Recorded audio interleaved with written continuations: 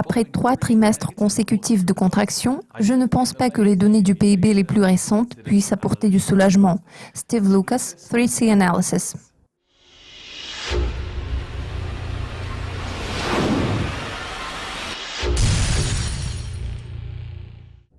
Le rythme annuel de la croissance de l'économie japonaise s'est établi à 1,7% au premier trimestre de 2016, ayant dépassé les attentes de 0,3%.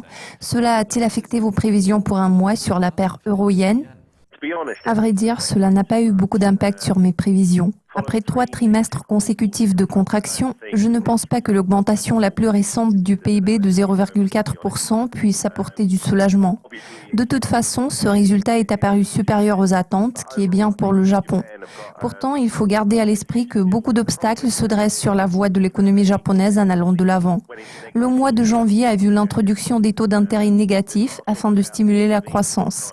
L'efficacité de cette intervention suscite beaucoup de questions. Ils ont les mains liées. Bien sûr, toutes les mesures qu'ils ont prises pourraient potentiellement affaiblir le yen. Pourtant, contre toute attente, le yen poursuit son appréciation. Le gouverneur de la Banque du Japon a déclaré qu'une nouvelle intervention sur le marché des changes était possible, vu l'impact négatif potentiel des conditions monétaires sur la stabilité économique. Compte tenu de tout ce qui précède et de l'approche de la date du référendum britannique, à quelle performance de la paire euro-yen vous attendez-vous à moyen terme ?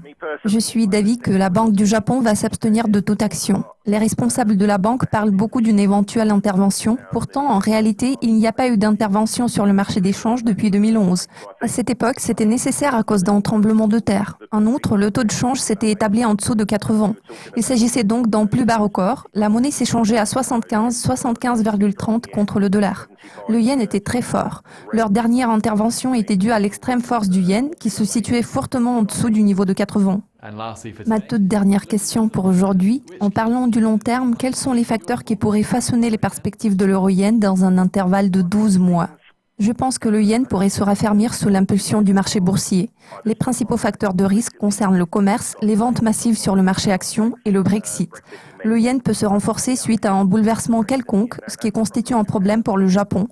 En revanche, il y a peu de facteurs qui puissent exercer un impact bénéfique sur la croissance économique du pays dans cet intervalle. Merci de votre participation, Steve.